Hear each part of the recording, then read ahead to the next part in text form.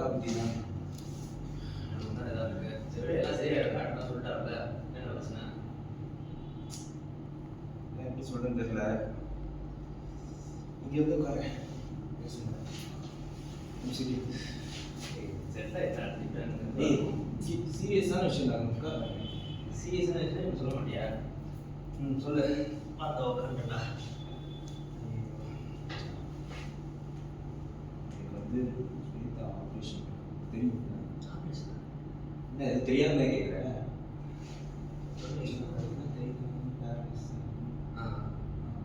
பேசிட்டு விளையாட்டு இருந்தேன் டாக்டர் கிட்ட. டாக்டர் தான் பிரச்சனை பண்ணலான்றால. என்ன பிரச்சனை? அதான்டா நாளைக்கு ஆப்ரேஷன். அவள் வந்து இன்ட்ரெஸ்டாக இருக்காங்க. பைத்தியம் பிடிச்ச மாதிரி இருக்கா. வீட்டில் எல்லாரையும் கத்திட்டு இருக்காங்க. எனக்கு என்ன பண்ணுறது தெரியல. எல்லாருக்கும் ஒரு பத்திரம் எடுத்து தான் செய்யும். இந்த மாதிரி டாக்டர் பிரச்சனை நடக்கும்போதுலாம் நம்ம தானே கூட வந்து பேசணும். எங்கே பேசுறதா பார்ப்போம். டேய் சீரியஸாக பேசுகிறான். சீரியஸாக பேசுகிறேன். எப்படி கேட்குறது எனக்கும் தெரியல. டேய் ஆனால் எனக்கு அந்த வழி தெரியலடா. கூட இப்போ என்ன பேசுற? சரியா பேசு. என்ன உலகம் நீங்க? ஸ்வேதா சின்ன வயசுல தெரியும்.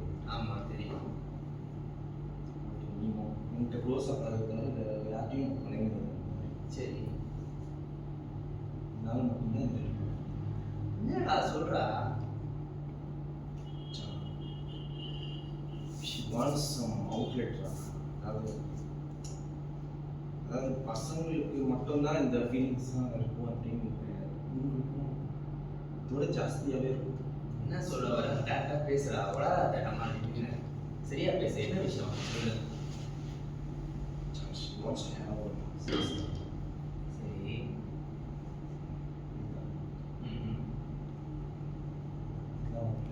என்கிட்டயா? ஏய் பேசு தப்பு என்கிட்ட. இதை பற்றி வேற மாதிரி கேட்டுருக்கா பண்ணானே. ஏண்டா வேணுங்களா தங்கச்சி? ஏதோ வீட்டுக்கு புதுசா வர மாதிரி என்கிட்ட பேசிக்கிட்டு இருக்க. எல்லாம் புரியுதுடா. பேசாத நீ. இல்ல பேச ஏண்டா என்ன புரியுதுல? தங்கச்சி மாதிரி பார்த்துருக்கேன். என்ன புரியுது? நான் கோயில மட்டும் தான் பிறக்கல சரியா? சின்ன வயசுல வீட்டில் வந்துட்டு தானே இருக்கேன் நான்.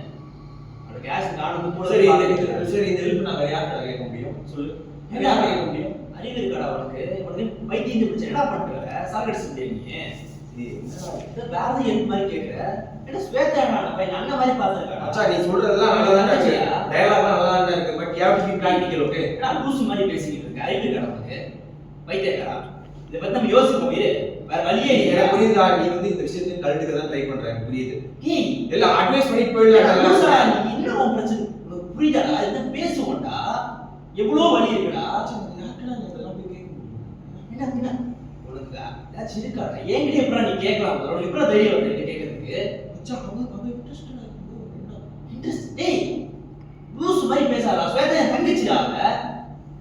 எனக்கும் தங்கச்சி தான்டா. எனக்கு மட்டும் இல்லடா, இல்லடா. உனக்கு எப்படி இருக்கோ அதே மாதிரி தான் எனக்கும் இருக்கும். நீ எப்படி ஸ்வேதாவை பார்க்கறியா அதே மாதிரி தான் நானும் பார்க்கறேன். சரியா? லூசு மாதிரி வந்து ஸ்வேதா அவ என்ன நினைப்பா அந்த மாதிரி பார்த்தா? அவன் நினைக்கிறது என்னடா இருக்குது?